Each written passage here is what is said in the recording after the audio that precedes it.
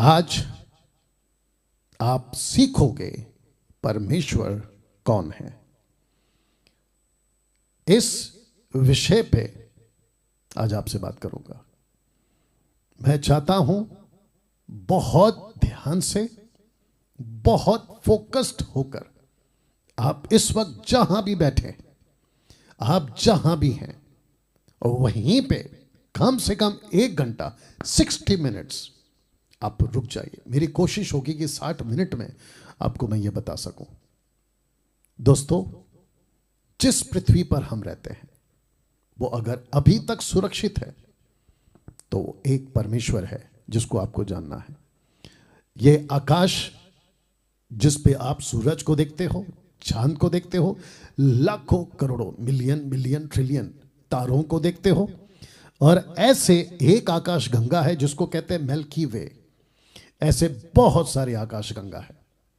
इन सब को बनाने वाला, आपको सुबह नींद से उठाने वाला, जो किसान बीज बोता है इस आशा से बारिश आएगी, उसको बारिश यानी कि पानी देने वाला, आपके घर को संभाल कर रखने वाला, आपकी जिंदगी को सुरक्षित रखने वाला एक परमेश्वर है।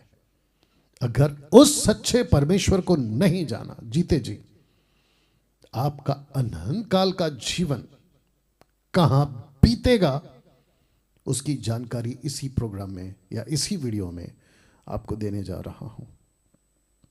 मैं चाहता हूं कि जब ये वीडियो आप देख चुके होंगे और आपको यह एहसास हुआ हो, सच है डैनियल राज, आपने जितनी भी बातें की मैं समझ चुका हूं, और अब मैं अपना जीवन इस सच्चे परमेश्वर को देना चाहता हूं। आप मुझे, हमारी टीम को, एडमिन्स को, मैनेजर को, और जो ऑफिशियल नंबर है एमएमबी का, उनमें से किसी को भी आप कॉल कर कर आप हमसे संपर्क में आ सकते हैं। आज का मेरा प्रचार विश्वासियों के लिए भी है, अविश्वासियों के लिए भी है, और साथ ही साथ उन लोगों के लिए है जो परमेश्वर के प्रति मसीह समाज को धोखे में रखते हैं और बहुत सारी उल्टी सीधी बातें सिखाते हैं, और जिसके चलते मैंने कहा था 2 दिन पहले कि मैं आप लोगों की जड़ें मजबूत करूंगा। उसी कड़ी में बीता दिन यानी कि यस्टरडे मैंने आपको बेसिक नॉलेज बाइबल की वो दी थी, और आज आपको परमेश्वर कौन है, आज आप सीखोगे परमेश्वर कौन है, इसके ऊपर बात करूंगा। तो आशा करता हूं आप लोग सब तैयार हैं, और जितने अभी देख रहे हैं मैं उनको भी कहना चाहता हूं, आपको अगर यहां यह महसूस हुआ कि ये वीडियो लाखों लोगों के लिए बेनिफिट है, फायदेमंद है, उन तक जरूर पहुंचाइएगा। और याद रखिएगा, ऐसा करने से मुझे कुछ फायदा नहीं होगा, बट परमेश्वर के राज्य को बहुत फायदा होगा। Now are you ready for this?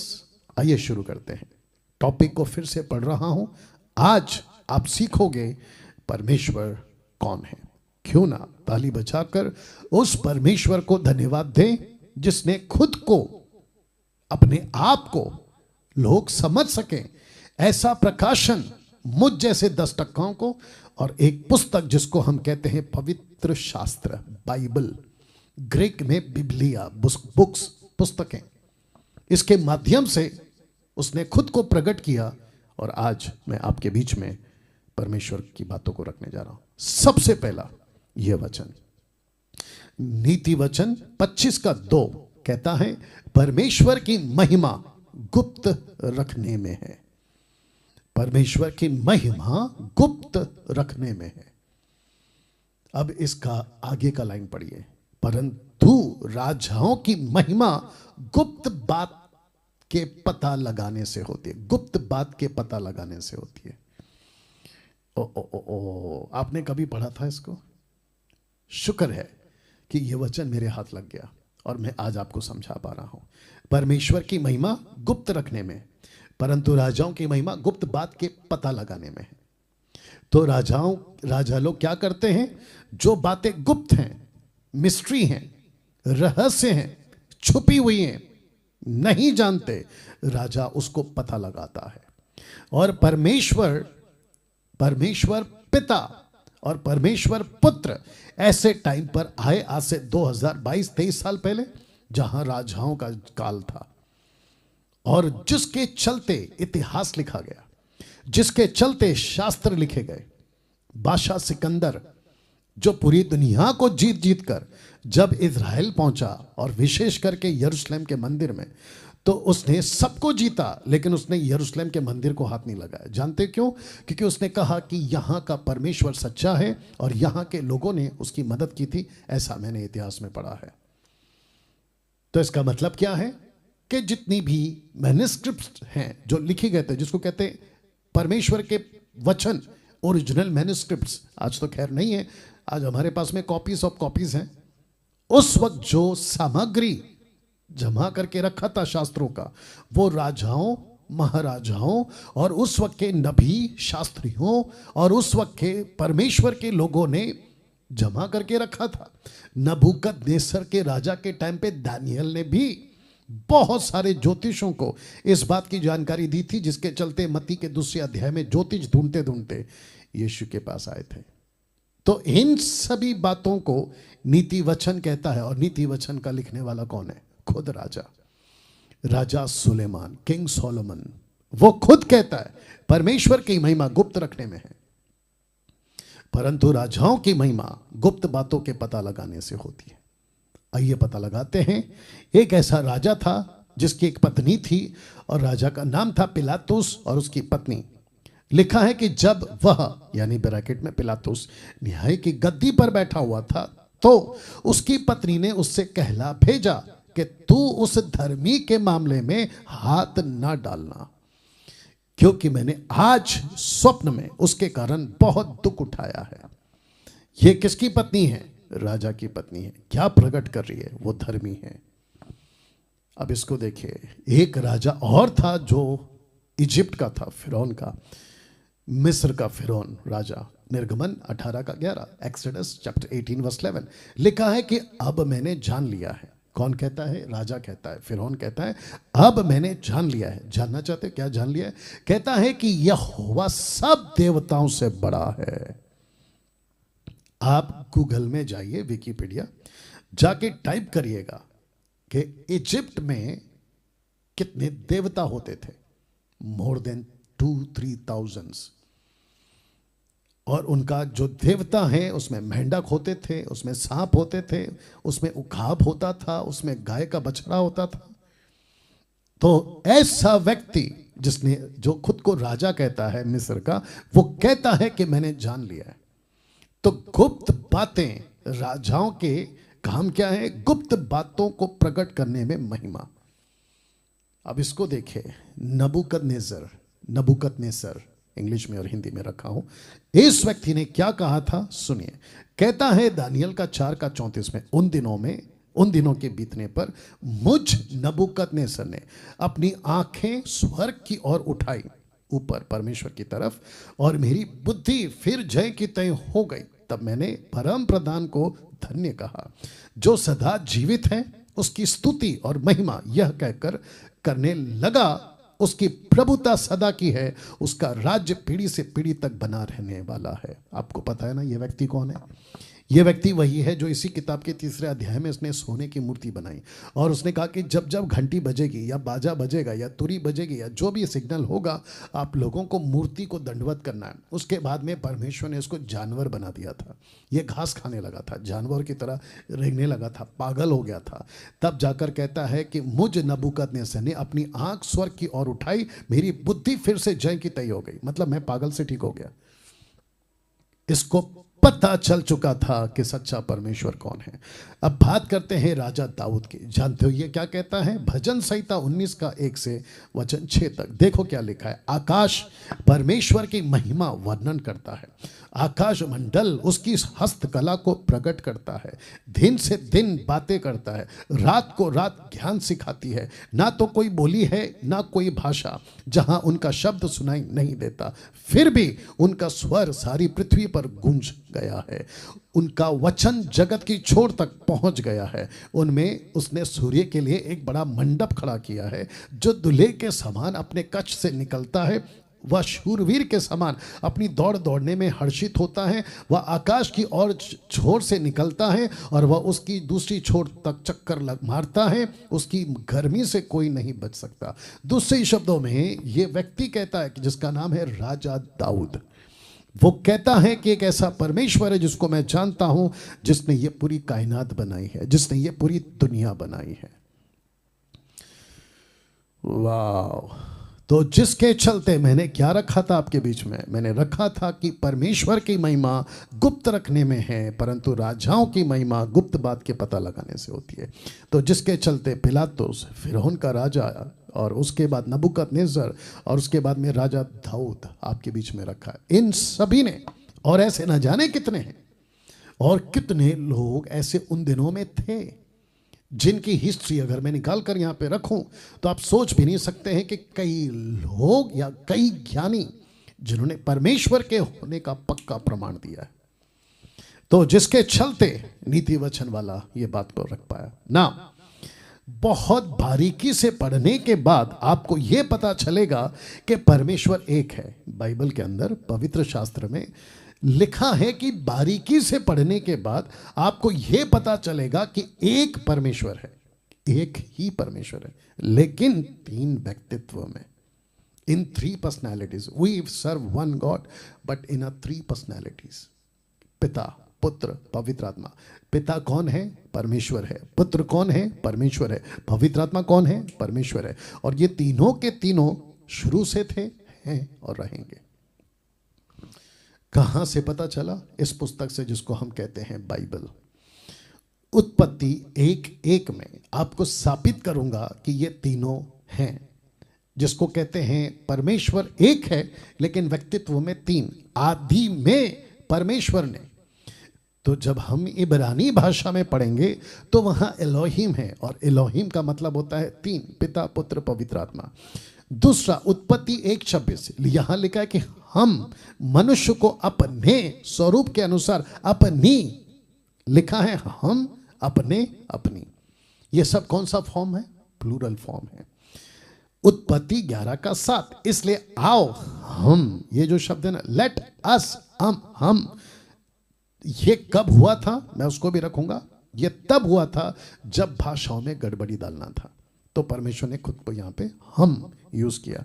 यशाया 6:8 मैं किसको भेजूं और हमारी ओर से कौन जाएगा? हमारी, ये कौन से फॉर्म से? प्लूरल फॉर्म से, ठीक है ना। उत्पत्ति 18:2 जब अब्राहम ने अपनी आंख उठाई तो उसने क्या देखा? तो दृष्टि करके क्या देखा कि 3 पुरुष उसके सामने खड़े, 3 पुरुष। और इसके ठीक आगे का वचन कहता है कि वो उनके पैरों पर गिरा, दंडवत किया, वर्शिप किया। कुछ मूर्ख लोग, अधूरे ज्ञान के सेवक जो हमारे बीच में भी थे एमएमबी में, हमने उसको गेट आउट कर दिया गलत शिक्षा के चलते, क्योंकि गलत बकवास कर रहा था। ऐसे कुछ लोग हैं जो कहते हैं कि ये 3 स्वर्गदूत हैं। ओके, ठीक है।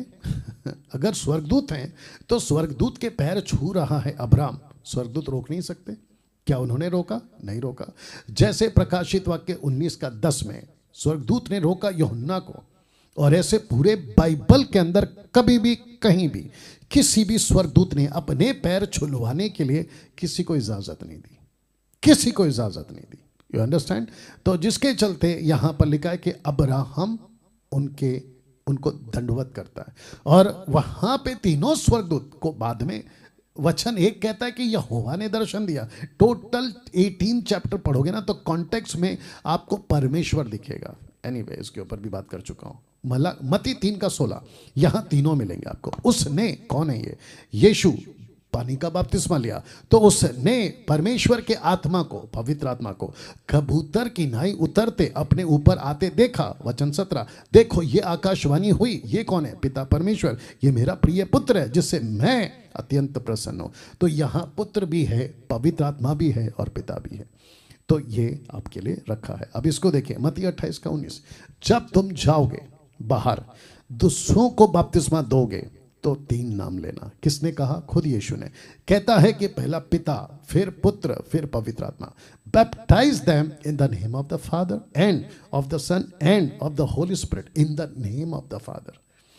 तो कुछ और भी मूर्ख लोग हैं जो कहते हैं कि पिता, पुत्र, पवित्र आत्मा के नाम से, तो यहां पे नाम लास्ट में, बट इंग्लिश में नाम पहले, इन द नेम।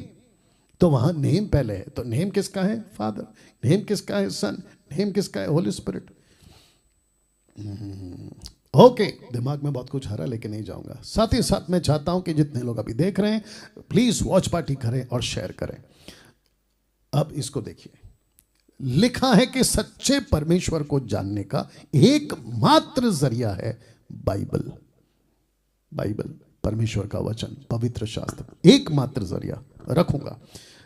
लिखा है, मूसा से लेकर पौलुस तक हम पढ़ सकते हैं कि परमेश्वर कैसा है। मूसा से लेकर पौलुस तक, क्योंकि मूसा यहूदियों को एजुकेट करता है, पौलुस अन्य जातियों को एजुकेट करता है। क्या गजब के लोग थे ये लोग, बहुत बारीकी से एक एक चीज को परमेश्वर का, क्योंकि पढ़े लिखे लोग थे ये लोग, दे वर वेल एजुकेटेड, बहुत अच्छे पढ़े लिखे लोग थे, तो बारीकी से लिखा। मूसा की 5 पुस्तकें, योद्धाओं और राजाओं की पुस्तकें, भजनों की पुस्तकें, नबियों की पुस्तकें, सुसमाचार की 4 पुस्तकें, प्रेरितों की सब पुस्तकें, इन सब पुस्तकों को पढ़ने के बाद आपको परमेश्वर कैसा है पता चल जाएगा। जिसके चलते एक वचन आपके सपोर्ट के लिए रख रहा हूं, 2 तिमोथी 3:16, लिखा है कि हर एक पवित्र शास्त्र परमेश्वर की प्रेरणा से रचा गया है। परमेश्वर की प्रेरणा से उपदेश, समझाने, सुधारने, धर्म की शिक्षा के लिए लाभदायक है। तो इन सब की पुस्तकों ने आपको क्या किया? समझाया। इन सब की पुस्तकों ने आपको क्या किया? सुधारा। इन सब की पुस्तकों ने आपको क्या किया? धर्म की शिक्षा दी।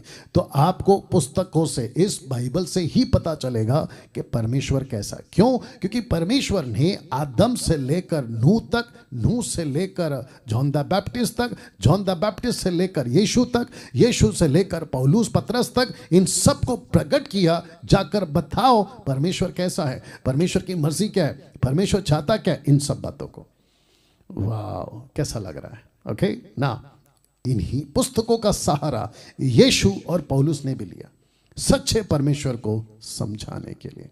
कैसे? आइए पढ़ते हैं लूका 24:44। यीशु भी पुस्तकों का सहारा लेता है और कहता है कि पढ़ो। फिर उसने उनसे कहा, ये मेरी वे बातें हैं जो मैंने तुम्हारे साथ रहते हुए तुमसे कही थी कि अवश्य है कि जितनी बातें मूसा की व्यवस्था, भविष्यवक्ताओं और भजनों की पुस्तकों में मेरे विषय में लिखी है, सब पूरी हो।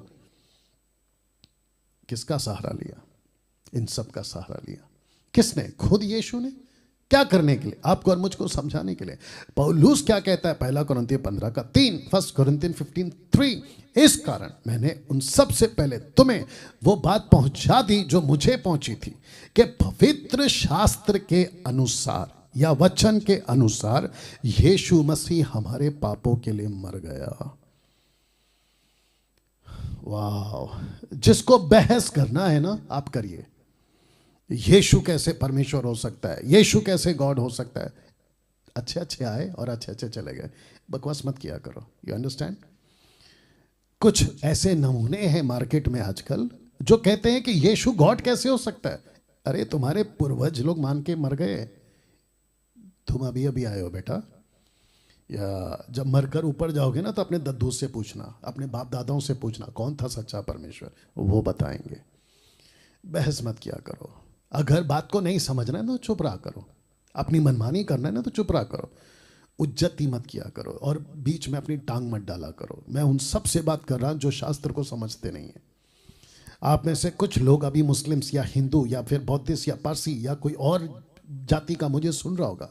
मैं आप सभी को साफ लाइन में कहना चाहता हूं, सब बर्दाश्त है और आपको सब माफी है, लेकिन उसके साथ टक्कर माफी नहीं है, उसके खिलाफ बातें माफी नहीं है, क्योंकि वो पलटा लेने वाला परमेश्वर है।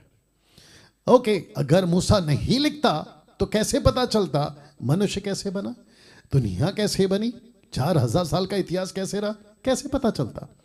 मूसा को इस्तेमाल किया तब तो पता चला ना। या कैसे पता चलता अगर पौलुस नहीं लिखता? आत्मा की बातें, कलीसिया की बातें, न्याय की बातें इन्होंने लिखा, तब जाकर तो हमको पता चला ना।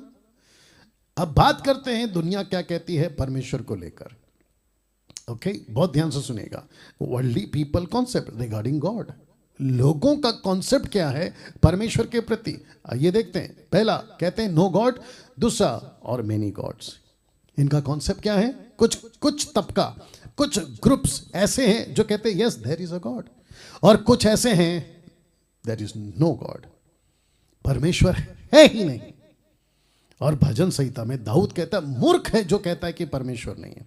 तो जिसके चलते आज हम दो तरह के लोगों का सामना करते हैं, एक होते हैं नास्तिक और दूसरे होते हैं आस्तिक। नास्तिक का मतलब आप समझते हैं, वो जो परमेश्वर को नहीं मानता, आस्तिक वो जो परमेश्वर को मानता है। अब कैसे मानता है वो भी रखूंगा, कैसे नहीं मानता है वो भी रखूंगा, ठीक है ना। अब इसको पढ़िए, एक बहुत बड़ा सत्य, एक बहुत बड़ा सत्य आपको मानना ही पड़ेगा, किसी भी कीमत पर आपको मानना पड़ेगा। पास्टर डैनियल, वो सत्य क्या है जिसको आप इतना जोर दे रहे हैं? ध्यान से देखिए, 800 करोड़ लोगों की पैदाइश पतन हुए बाप ब्रैकेट में आदम से हुई है। माय गुडनेस, आपने नहीं सुना? वापस पढ़ूं, लिखता है एक बहुत बड़ा सत्य आपको मानना ही पड़ेगा। 800 करोड़ लोगों की पैदाइश पतन हुए बाप ब्रैकेट में आदम से हुई है। तो इसका मतलब क्या है? इसको देख लीजिएगा, पतन हुए इन दोनों से ही हमारी पैदाइश हुई है। जिस दिन परमेश्वर ने इनको बनाया था ये सही थे, इनकी अकल सही थी। कैसे साबित होता है? ये वही आदम है जिसने पूरी दुनिया के जीव जंतु, जानवर, पेड़ पौधे, फल फ्रूट्स, सब्जी, सबके नाम रखे। आज आप जिसको हाथी कहते हो ना, इसने रखा था नाम।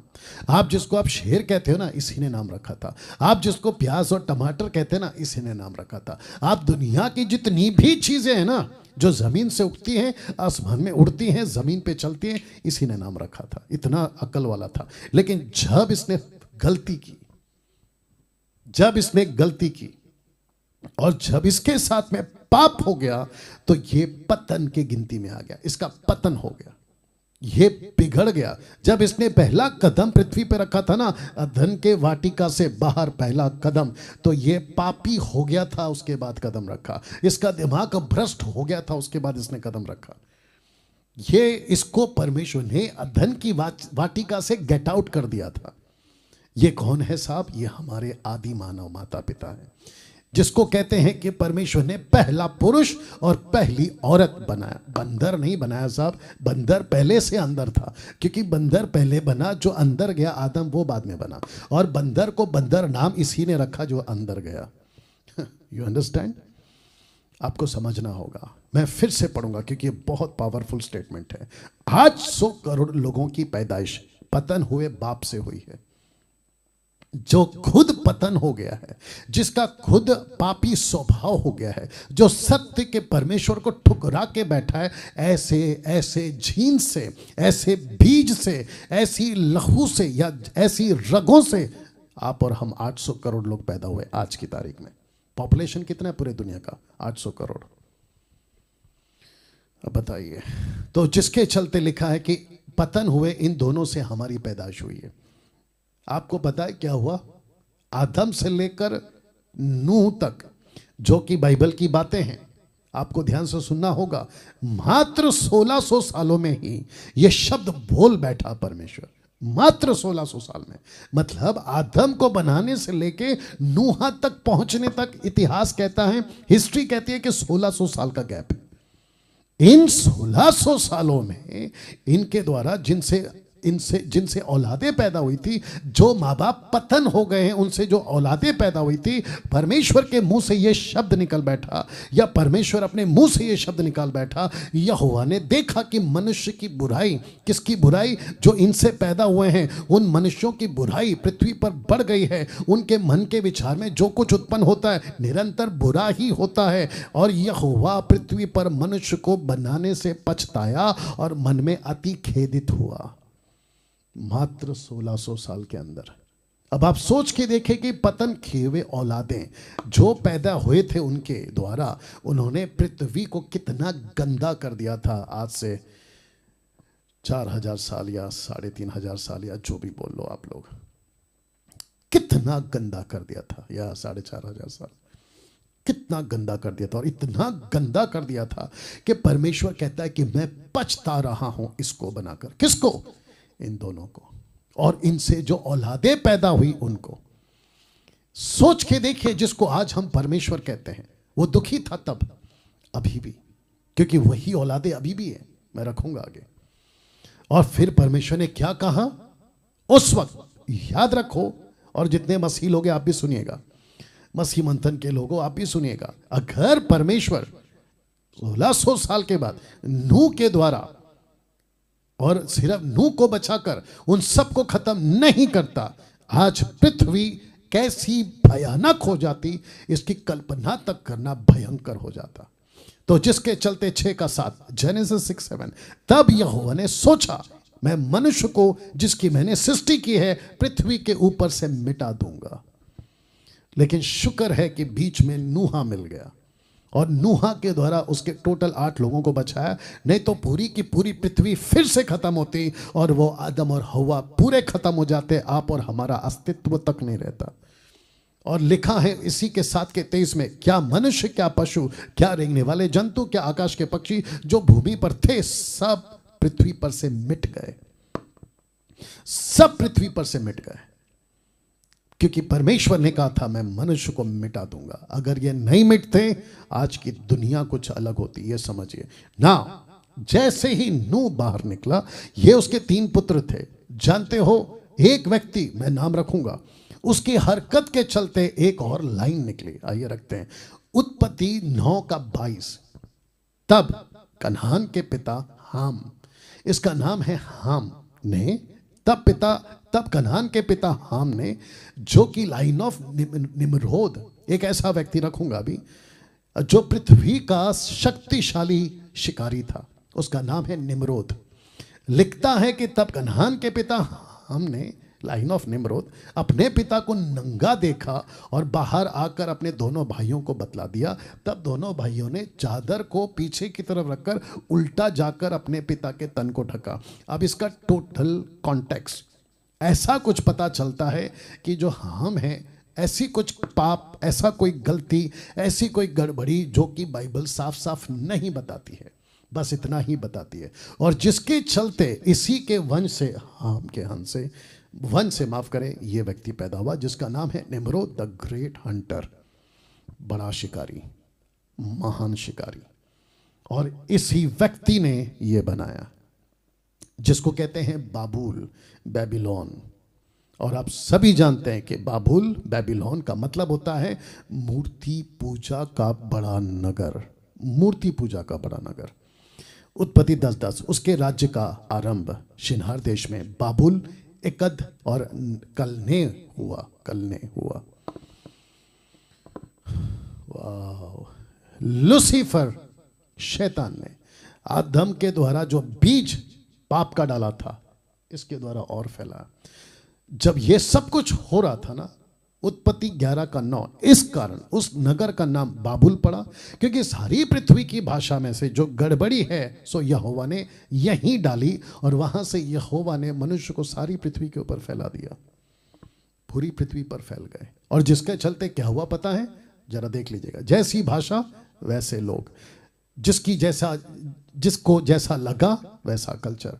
तो वापस पढ़ते हैं, जैसी भाषा वैसे लोग, और जिसको जैसा लगा वैसा कल्चर, और फिर बनाने लगे अपने अपने हिसाब से मूर्तियां। और आज तो हालत ऐसी है कि लोग सुनना तक नहीं चाहते कि क्या सही है और क्या गलत है। तो जिसके चलते भाषा बदली, लोग बदले, लोग बदले, कल्चर बदला, कल्चर बदला, अपने अपने हिसाब से उनको जैसा ठीक लगा उन्होंने अपने हिसाब से मूर्तियां बनाई। लेकिन इन सब के बीच में परमेश्वर गायब हो गया इन लोगों के लिए। और आपको पता है आज हालत कैसी है? ये तो हमारे पूर्वजों का मूर्ति है, ये तो हमारे पूर्वजों से चला आ रहा है। तो आपके पूर्वज जो है ना, मैं वापस पीछे जा रहा हूं, आपका पूर्वज ऐसा था साहब, ये था आपका पूर्वज जो खुद पतन हुआ है।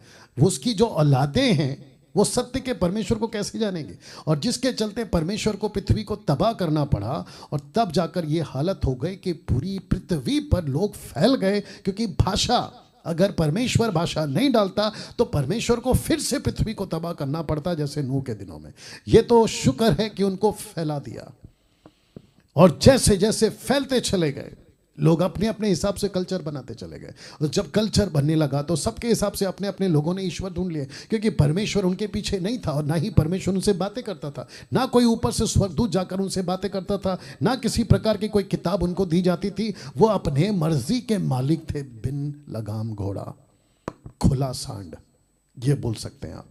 और जिसके चलते क्या हुआ, ऐसी हालत हो गई कि सबको, जिसको कहते हैं ना कि कंक्रीट बन गया। अभी यही सही है क्योंकि मेरे पिताजी मानते थे, पिताजी कहते यही सही है क्योंकि मेरे पिताजी मानते थे। और ऐसे करते करते करते आप चले जाओ पतन किए हुए दोनों के पास, जिसका नाम है आदम और हव्वा। आपको पता है इसके बीच में क्या हुआ? इसके बीच में आता है उत्पत्ति 12, जो मैंने नहीं रखा, बट आपको मैं यूं ही समझा देता हूं। एक व्यक्ति को ढूंढा, उसका नाम था अब्राहम। और परमेश्वर ने कहा कि मैं लोगों से तो बात नहीं करूंगा, लेकिन मैं तुझसे बात करूंगा। और अब्राहम और उसके माता पिता परमेश्वर को नहीं जानते थे, वे भी मूर्ति बनाते थे, वे भी मूर्तियों की आराधना करते थे। लेकिन परमेश्वर ने उसको चुना और कहा कि बाप का घर छोड़, सब कुछ छोड़, मैं जब कहता हूं मेरे पीछे चल। और उसके द्वारा एक राष्ट्र बनाया, और वो राष्ट्र का नाम था इज़राइल। और इज़राइल से परमेश्वर ने कहा मेरे बेटे को भेजूंगा जिसका नाम है मसीहा। जानते हो अद्भुत बात क्या है यहाँ पर? कहाँ पर? यहाँ पर अद्भुत बात क्या है पता है?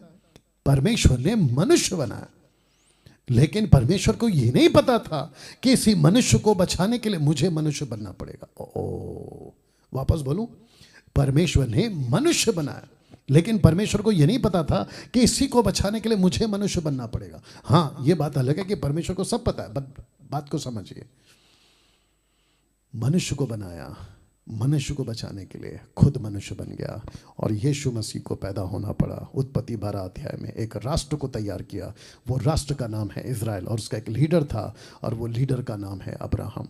लेकिन लोग क्या हो गए, ऊपर पढ़ लीजिएगा, परमेश्वर का क्रोध इज़राइल को छोड़कर बाकी पूरी दुनिया, तब भी और अब भी परमेश्वर का क्रोध तो उन लोगों की सब अभक्ति अधर्म पर स्वर्ग से प्रकट होता है जो सत्य को अधर्म से दबाए रखते हैं। इस कारण परमेश्वर को जानने पर भी उन्होंने परमेश्वर के योग्य बढ़ाई धन्यवाद न किया, परंतु व्यर्थ विचार करने लगे, यहाँ तक कि उनका निर्बुद्धि मन अंधेरा हो गया। वे अपने आप को बुद्धिमान जताकर मूर्ख बन गए। क्यों? क्योंकि उनको लगा कि हम जो लकड़ी का पत्थर का, प्लास्टिक का, लोहे का, सोने का, चांदी का मूर्ति जो बना रहे हैं वही परमेश्वर है। लेकिन परमेश्वर कहता है मूर्ख हो तुम लोग।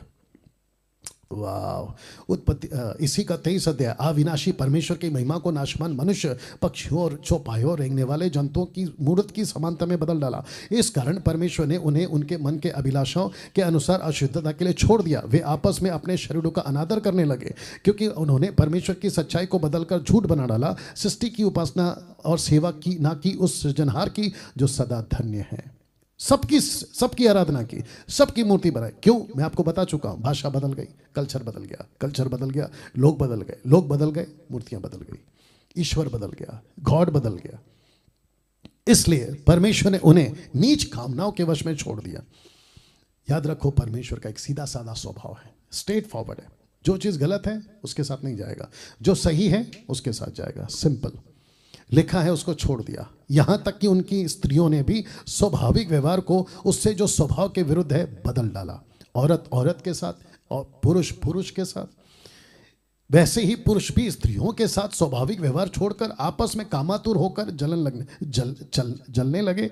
और पुरुषों ने पुरुषों के साथ निर्लज्जता का काम करके अपने भरम का ठीक फल पाया। सदम और गमोरा अभी रखूंगा। सोच के देखिए क्या हो गए। वचन 28, जब उन्होंने परमेश्वर को पहचाना ना चाहा, इसलिए परमेश्वर ने भी उन्हें उनके निकम्मे मन पर छोड़ दिया कि वे अनुचित काम करें। परमेश्वर ने कहा टाटा बाय बाय, मैं नहीं आ सकता तुम्हारे साथ। यह है परमेश्वर का स्वभाव, जिसको हम परमेश्वर कहते हैं ना। इसको पढ़िए। पूरी दुनिया में सच्चे परमेश्वर का ज्ञान होना बहुत जरूरी है, नहीं तो पूरी दुनिया खत्म हो जाएगी। मैं आगे रखूंगा कि थोड़े से लोगों के कारण परमेश्वर अभी तक दुनिया को बचा के रखा, नहीं तो ये दुनिया कब की खत्म हो जाती। क्या आप लोग समझ पा रहे हैं इस अद्भुत टीचिंग को? क्या आपके दिमाग में बातें जा रही हैं? ऐसी बातें आपको सिवाय बाइबल के कहीं नहीं मिलेंगी। तो इसको फिर से पढ़ रहा हूं कि पूरी दुनिया में सच्चे परमेश्वर का ज्ञान होना बहुत जरूरी है, नहीं तो पूरी दुनिया खत्म हो जाएगी। सदोम और अमोरा, यहां परमेश्वर नहीं था, इनको परमेश्वर का ज्ञान नहीं था, तो जिसके चलते लिखा है जो सच्चे परमेश्वर को नहीं जानते थे। लेकिन इस शहर को देखिए जिसका नाम है निनवे नगर का 1,20,000 का पॉपुलेशन, सच्चे परमेश्वर को नहीं जानते थे। यहां पे भी सच्चे परमेश्वर को नहीं जानते थे, लेकिन एक व्यक्ति जिसका नाम था योना का प्रचार और सच्चा पश्चाताप जब यहां पर हुआ, तो आप देख लीजिएगा सारे के सारे टाट ओढ़कर राख पे और घुटने पर आकर पश्चाताप करे, सच्चे परमेश्वर को पहचान तो नगर बच गया। इन दोनों शहरों में फर्क क्या है? सदोम और गमोरा और निनवे, इन दोनों शहर में एक ही अंतर था, सच्चे परमेश्वर की पहचान।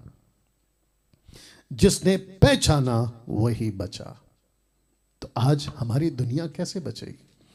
आपको पता है जब वायरस फैल रहा था ना, सबके सब डर गए, सबके दिमाग में एक ही बात आई, हो क्या रहा है, हो क्या रहा है। सोच के देखिए अगर परमेश्वर ने फिर से यही हिला दिया दुनिया को, क्या होगा? सोच के देखिए। इसलिए वक्त रहते बच जाओ।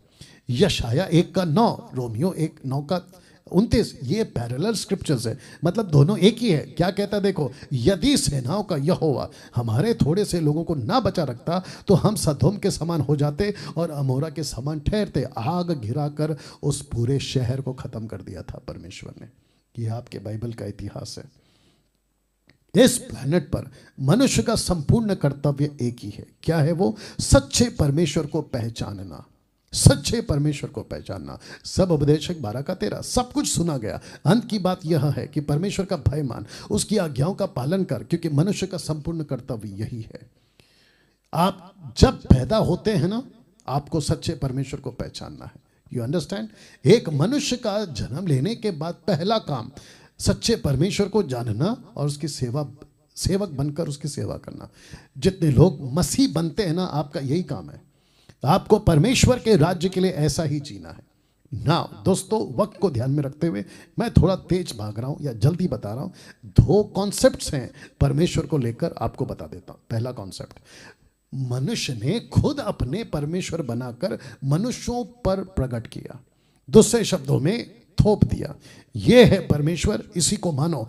ये है लकड़ी, यही है परमेश्वर। जैसे इजरायलियों ने कहा कि गाय का बछड़ा बनाओ और लोगों को कहो ये है हमारा देवता, याद होगा आपको निर्गमन 32 के अध्याय में, ठीक है। दूसरा, परमेश्वर ने खुद को मनुष्य पर प्रकट किया। तो एक परमेश्वर कैसा है? जो इंसानों ने बनाया। दूसरा परमेश्वर का कॉन्सेप्ट क्या है? जो खुद परमेश्वर ने मनुष्यों को बताया, मैं हूं परमेश्वर। You understand? रोमियो 1:19, ऐसा क्यों? मतलब मनुष्य परमेश्वर बना पा रहा है, ऐसा क्यों? उसका जवाब यह है, रोमियो 1:19, इसलिए कि परमेश्वर के विषय का ज्ञान किसके पास है? उनके मनों में प्रकट है, इंसानों के पास है, क्योंकि परमेश्वर ने उन पर प्रकट किया है।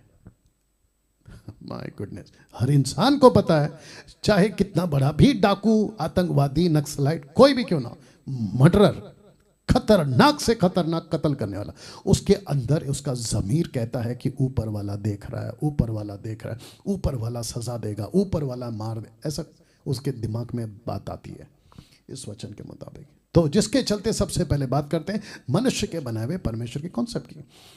आज ये किस किस को परमेश्वर कहते हैं दुनिया भर में, जो मनुष्य द्वारा बनाए हुए?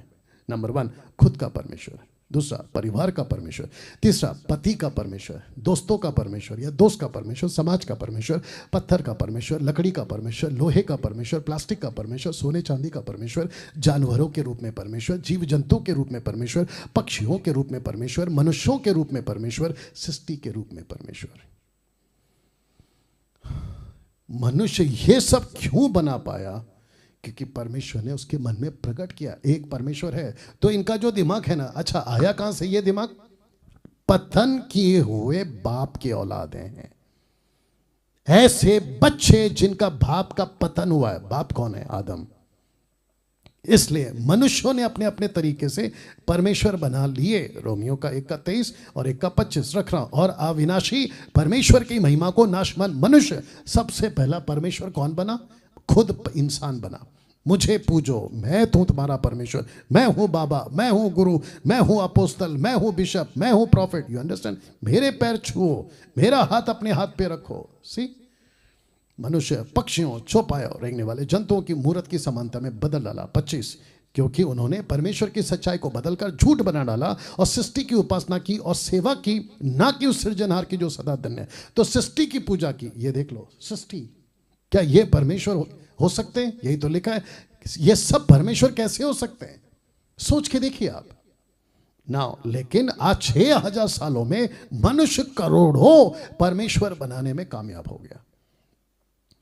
और ये सिलसिला अभी भी चल रहा है, अभी भी चल रहा है। एक पुस्तक है जिसका नाम है the secret book. Secret book आपने देखा, गूगल पे जाके देख लेना। रोंडा इसका नाम है। इसने बुक को पब्लिश किया था 2006 में, नवंबर 26 तारीख को। इसकी बुक जो है ना, वो सोल्ड हुई है 30 मिलियन कॉपीज वर्ल्ड वाइड, और 50 लैंग्वेज में इसको ट्रांसलेशन किया गया। सोच के देखिए कितना फेमस हुआ ये book.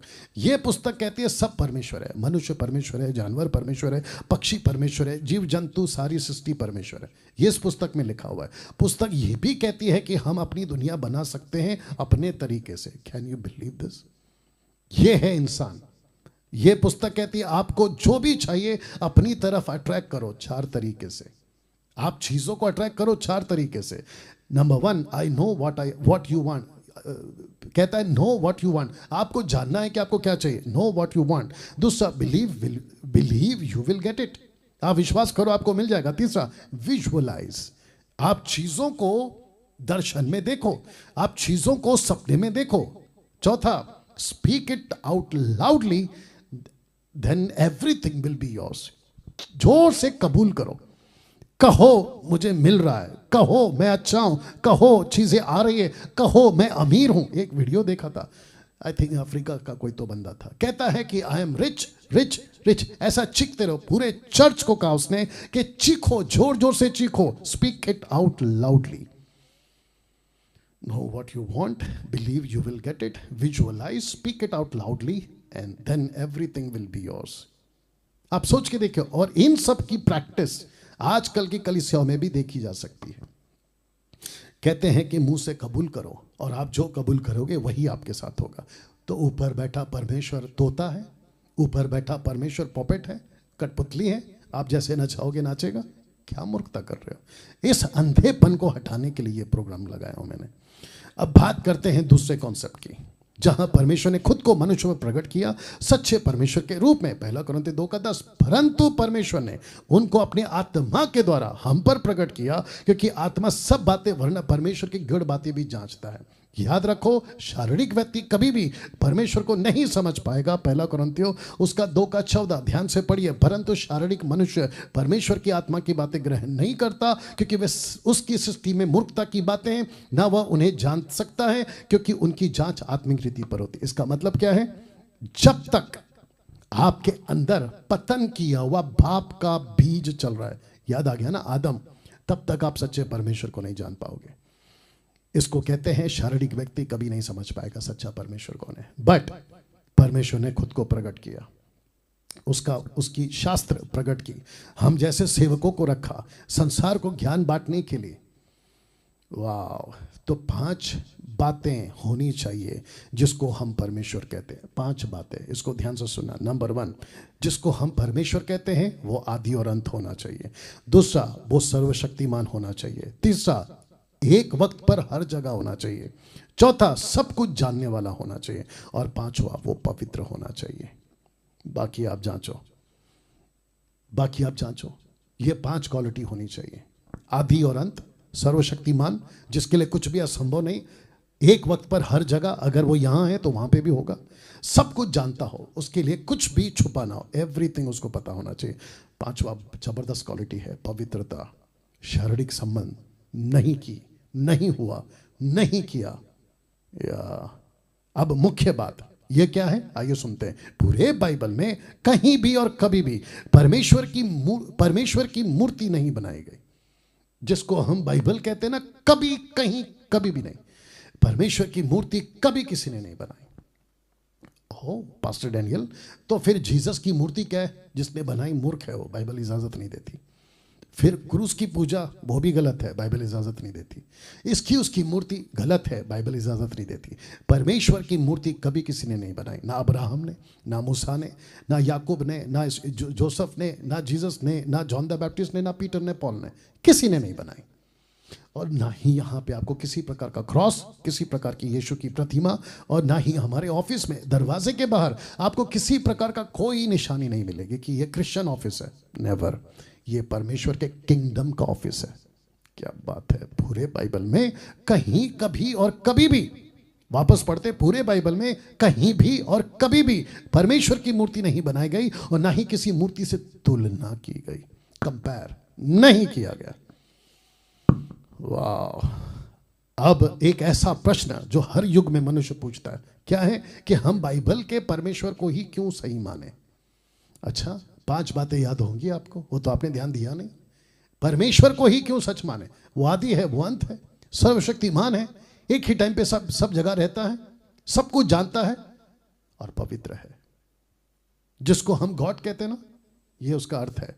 Generator, operator, destroyer. Hindi का ट्रांसलेशन, सब कुछ को बनाया, जो सब कुछ को चलाता है और जो सब कुछ को खत्म कर सकता है। परमेश्वर ही है जो सब कुछ खत्म कर सकता है, परमेश्वर ही है जो सब कुछ चलाता है, परमेश्वर ही है जो सब कुछ बचाता है। या इसको पढ़िए, knowing about god and knowing god both are different.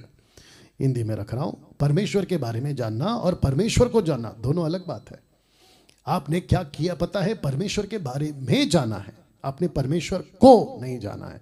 आप परमेश्वर के बारे में कितना जानते हो वो काफी नहीं है, परमेश्वर को जानना जरूरी है। तो मेरा आप लोगों से क्वेश्चन है, परमेश्वर के बारे में पढ़ते हो, परमेश्वर के बारे में सुनते हो, परमेश्वर के बारे में लिखते हो, राइट, लेकिन परमेश्वर को कब जानोगे? यूहन्ना 17:3, अनंत जीवन यह है कि वे तुझ अद्वैत सच्चे परमेश्वर को, यीशु मसीह को जिसे तूने भेजा है, जाने। परमेश्वर को जाने, परमेश्वर को जाने, यीशु को जाने। ऐसा नहीं लिखा कि उसके बारे में जाने। वाह। पास्टर डैनियल, यीशु कौन है? परमेश्वर पिता को यीशु ने ही प्रकट किया है। इस पृथ्वी पर यीशु आया था ना, मनुष्य बनकर, लेकिन साथ में वो क्या आया था?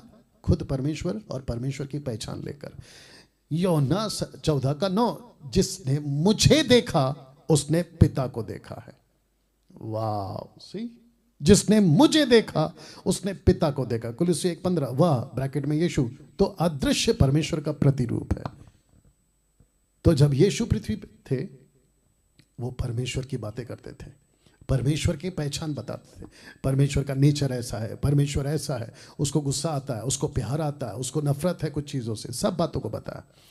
जब आप खुद परमेश्वर को जानोगे या संगति करोगे, तब आपको ये 16 बातें पता चलेगी। कौन कौन सी हैं? नंबर 1, वो एक ही परमेश्वर है, ये आपको पता चलेगा।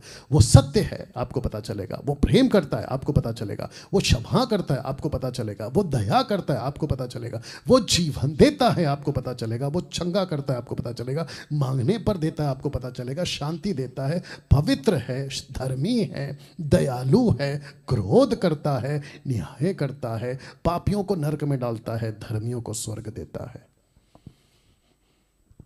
वाह, कैसा लग रहा है दोस्तों? परमेश्वर की तुलना दुनिया के किसी भी देवी देवता से नहीं हो सकती। किसने कहा? इस व्यक्ति ने कहा, जिसका नाम था राजा फिरौन, इजिप्ट का, फिरौन का राजा। उसने कहा, अब मैंने जान लिया कि यहोवा सब देवताओं से बड़ा है। परमेश्वर की तुलना किसी से नहीं हो सकती। ये आपको समझना बहुत जरूरी है। तो जिसके चलते एक व्यक्ति था, उसका नाम था एलिया। उसने क्या कहा पता है? कब तक दो विचारों में लटके रहोगे? लिखा है एलिया सब लोगों के पास आकर कहने लगा, तुम कब तक दो विचारों में लटके रहोगे? यदि परमेश्वर यहोवा परमेश्वर हो तो उसके पीछे हो लो, यदि बाल हो तो उसके पीछे हो लो। लोगों ने उसके उत्तर में एक भी बात ना कही। या अब इसको देखिए, परमेश्वर के जैसा कोई दूसरा नहीं, परमेश्वर के जैसा कोई दूसरा नहीं, ना पवित्रता में, ना सामर्थ्य में, ना किसी और में। कभी कभी किसी की तुलना बाइबल के परमेश्वर के साथ कभी नहीं, किसी के साथ नहीं कर सकते। अब एक ऐसा प्रश्न है जो हम सबको जानना बहुत जरूरी है, और वो क्या है मैं आपके बीच में रख रहा हूं, ठीक है ना? वह है यह, क्या परमेश्वर से भी बड़ा कोई और है? ओके पास्टर डैनियल, आपने सब कुछ कहा, लेकिन परमेश्वर से भी बड़ा कोई और है। आइए उसका जवाब देते हैं। यशाया 43 का 10 कहता है, यहोवा की ये वाणी है कि तुम मेरे साक्षी हो, मेरे दास हो, जिन्हें मैंने इसलिए चुना कि समझकर मेरी प्रतीति करो। ओके अच्छा, ये लोग कौन हैं? इजरायली लोग। ये लोग कौन हैं? यहूदी लोग। तो परमेश्वर ने बाकी किसी को प्रकट नहीं किया, इनके ऊपर प्रकट किया। क्यों? ताकि यही वो गवाह हैं। यही तो लिखा है ना कि तुम मेरे साक्षी हो, मैंने खुद को तुम पर प्रकट किया। मैं आपको और एक बात बताऊं, परमेश्वर अगर चाहता ना, आपको और मुझको बिना बताए सब कुछ खत्म कर देता, लेकिन नहीं, क्योंकि वो प्यार करता है, वो माफ करता है, इसलिए उसने हमको जांच दिलाई, खुद की पहचान कराई। तो इजरायलियों को कहता है कि तुम साक्षी हो, मेरे दास हो, मैंने तुमको चुना ही इसलिए, और तुमने समझकर मेरी प्रतीति करी या करो, और ये जान लो कि मैं वही हूं, मुझसे पहले कोई ईश्वर ना हुआ और ना मेरे बाद कोई होगा। वाह, यहां ताली बजनी चाहिए प्रभु की महिमा के लिए। कैसा लग रहा है दोस्तों? क्या गजब है नहीं? सत्य की तरफ जाओ, आंखें खोलो, बात को समझो। इफिसियों 4 का 6, सबका एक ही परमेश्वर और पिता है, जो सबके ऊपर और सबके मध्य में और सब में है। यह बात पौलुस कहता है। याकूब 2 का 19, इंसान छोड़ो, दुष्ट आत्मा भी विश्वास करते हैं एक ही परमेश्वर है और वो सच्चा परमेश्वर है, और लिखा है कि वे थरथराते कांपते हैं। परमेश्वर कब से है? क्वेश्चन, परमेश्वर कब से है? आपका परमेश्वर, कुछ लोग कह सकते हैं आपका परमेश्वर कब से? जानना चाहते हो? कुछ लोग कहते हैं कि यीशु मसीह 2000 साल पुराना है, क्रिश्चियनिटी 2000 साल पुराना है। मूर्खता की बात है, भूल में पड़े हो, धोखे में पड़े हो। आइए पढ़ते हैं भजन संहिता 90 का 2, कहता है, इससे पहले कि पहाड़ उत्पन्न हुए वह तूने पृथ्वी और जगत की रचना की, वरना अनादि काल से अनंत काल तक तू ही ईश्वर है। अब बताओ यू अंडरस्टैंड? जिसको तुम पहाड़ कहते हो, नदी कहते हो, आकाश कहते हो, पृथ्वी कहते हो, इन सब के पहले मेरा और आपका परमेश्वर है। पहला पत्रस 1:20, उसका ज्ञान तो जगत की उत्पत्ति के पहले से ही जाना गया था, सृष्टि को बना भी नहीं था तब से है, अब उस अंतिम युग में तुम्हारे लिए प्रकट हुआ है। उसका ज्ञान आपके ऊपर प्रकट हुआ है, जो मैं आपको बता रहा हूं। मीका 5:2, हे बैतलहम एफ्राता, यदि तो ऐसा छोटा है, यहूदा के हजारों में गिना नहीं जाता, तो भी तुझमें से मेरे लिए एक पुरुष निकलेगा, यीशु, जो इजराइल में प्रभुता करने वाला होगा। उसका निकलना प्राचीन काल से, वरना अनादि काल से होता है। अब पता लगाओ, प्राचीन काल, अनादि काल। ओके, और एक दे रहा हूं, प्रकाशित वाक्य 13 का 8, पृथ्वी के वे सब रहने वाले जिनके नाम उस मेमने के जीवन की पुस्तक में लिखे नहीं गए, जो जगत की उत्पत्ति के समय से घात हुआ है। तो यीशु कब क्रूस पे मरा? जगत की उत्पत्ति। कुछ लोग क्या कहते हैं? 2000 साल पहले। मूर्खता। तीतुस 1:2, उस अनंत जीवन की आशा पर जिसकी प्रतिज्ञा परमेश्वर ने, जो झूठ नहीं बोल सकता, सनातन से की है। सनातन। अब अंत में अगर ऐसे परमेश्वर पर विश्वास नहीं किया तो क्या होगा? जिसकी मैंने आपको इतनी बातें बताई। अगर इस परमेश्वर को आपने नहीं ढूंढा, सत्य को नहीं जाना, इस परमेश्वर को अपना जीवन नहीं दिया और इसको नहीं समझा जिसने सब कुछ को बनाया, तो क्या होगा? क्योंकि आपको फायदा और नुकसान दोनों तो बताना मेरा फर्ज है ना? जी हाँ, बाकी आपकी मर्जी। दूसरा थिस्सलुनीके 1:8, जो परमेश्वर को नहीं पहचानते और हमारे प्रभु यीशु के सुसमाचार को नहीं मानते, उनसे पलटा लेगा। उनसे पलटा लेगा। पहला कुरिन्थियों 16:21, यदि कोई प्रभु से प्रेम ना रखे तो श्रापित है। वाह! तो जितने मसीह लोग हैं जो अभी मेरे साथ कनेक्ट है, कम से कम 800 के आसपास, मैं आपसे पूछना चाहता हूं, क्या आप इस परमेश्वर से प्यार करते हो? क्या आपने इस परमेश्वर को जाना? और जो उल्टे सीधे बकवास करते हैं, बाइबल के बाहर टीचिंग देते हैं या परमेश्वर को अलग थलग प्रचार करते हैं, उनसे बच के रहिए। और अपने आप को बचाइए। दोस्तों, आपके पास